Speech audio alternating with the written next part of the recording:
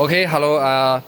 We use two devices here to demonstrate you this, and this one acting like a source is outputting a lag or lead reactive power, and this one is acting like a capacitor, and their power is coming from the transformer. Uh, the clamp, and you can see that is connected to the meter, flux meter, and also we have a hierarchy meter here, and this is outputting current. And all the CT is at the grid side. You can see that the CT is connected to this device, and you can see from the meter that is some current in output is here. And let's see the meter what the meter says. The kW is really small. The kilowatt is about the total is 10 kilowatt, and the power factor is small, and also the cosine phi is really also really small.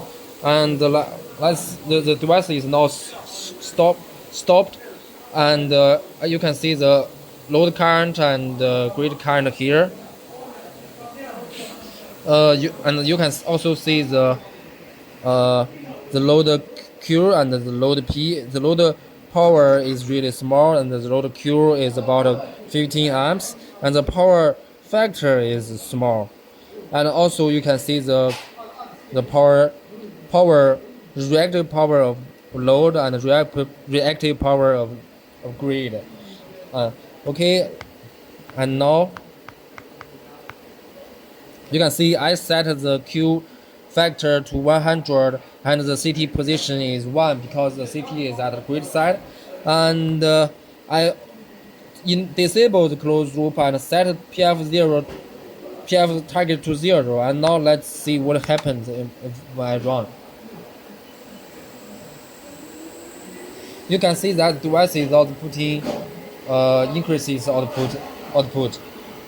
And you can see from the display that the grid Q is decreasing. You can see that grid Q decreasing a lot. That means our device is compensating the reactive power, and the power factor of grid is increasing, but it won't increase to 0.99 because we are working in open loop.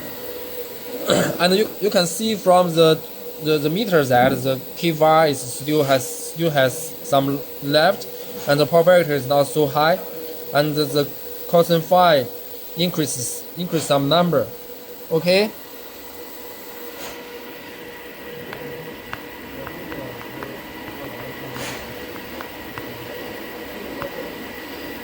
And when I open the closed loop, you can see that when I open the closed loop, you can see that the grid Q is decreasing to almost 0, and the power factor now is 0.99. Yeah, 0.99. You can see that. But from the meter, you can see that the cosine phi is increasing a lot, but the power factor is still that small. It's about 0.3. It means there are still harmonics left, and the kilowatts is too small. It's too small. And you remember this value. Remember that this value 0.3. Okay, I change the voltage line to hierarchy meter.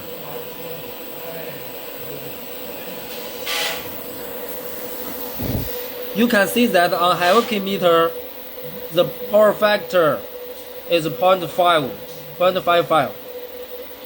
You can see that the difference, even for two famous meter, they have difference. That we cannot say the meter is wrong, this meter is right. We can not say the meter is not working properly. The reason for that difference is mainly because the real power is too small. The the real power is too small for them to display a similar result. But if you increase the real power, their power factor will be the same.